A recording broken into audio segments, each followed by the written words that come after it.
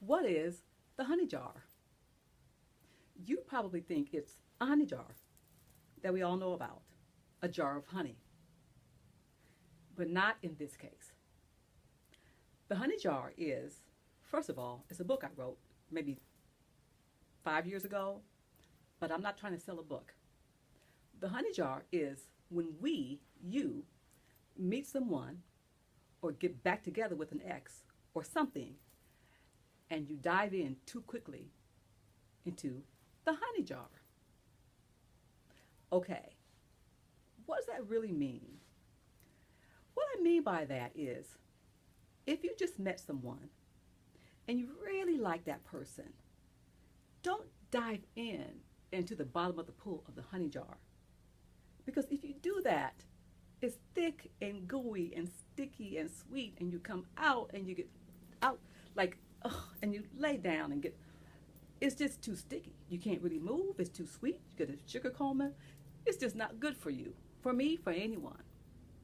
I suggest you dip your toe or your finger in the honey jar pool, take it out, take a taste, ooh, and enjoy and savor it like that. Slowly and piece by piece, taste by taste. Do not jump in the honey jar. So I'm going to tell you a story about that. I'll tell you what, this may have been 2010, and I just started working with couples. So it's been 7 years now since I've been working with couples and individuals, because first I had a nonprofit. I worked with adolescent girls. But then things changed as life brings changes. So I'm in my office, and a woman comes in, and she was disheveled, and she was sad and everything, and I didn't know what was wrong. So she comes in, we're talking, and I figured out. Her husband was deployed, and then she had years to be by herself, and he'd come home every now and they had their two lives, different lives. His life was away in the war. Her life was home, taking care of the kids and doing her thing by herself. And God knows what else people do. But that was her life. And then when he finally got deployed, no, not deployed, but sent home, he was home for good. Things changed.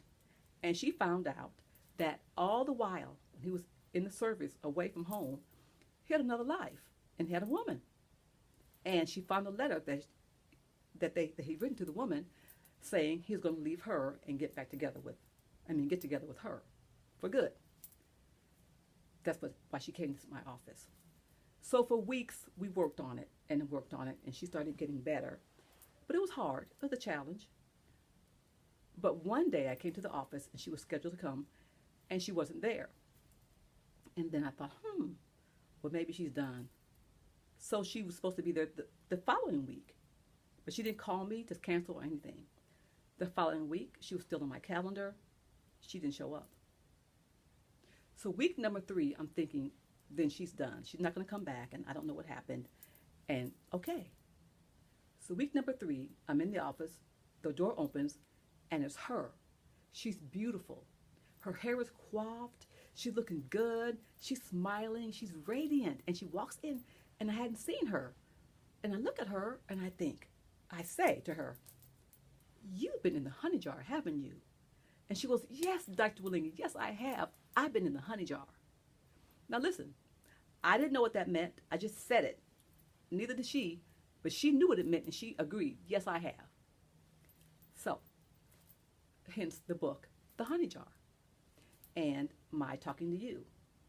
What had happened was, when she first came to see me and learned about what was happening, what had happened with her husband, she was hurt and angry and all that and confused.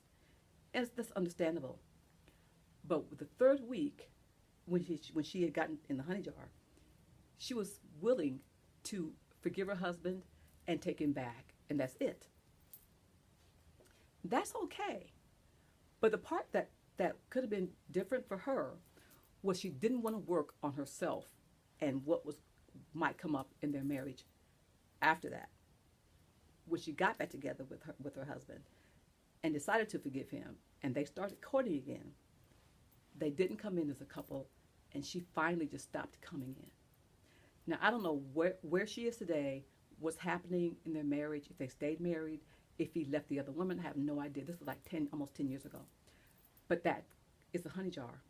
So my suggestion to you, it's great to be in love. If you are rekindling a relationship with someone, nice. If you just meet someone, great. I suggest you take your time. Take your time. Do not jump in the honey jar. Because as I say, just imagine jumping into a pool of honey. How would it feel to be in there? And then when you come out, how would it be? When you're drying off, you have bees and ants and everything that like sticky. It's sticky. That means it's messy.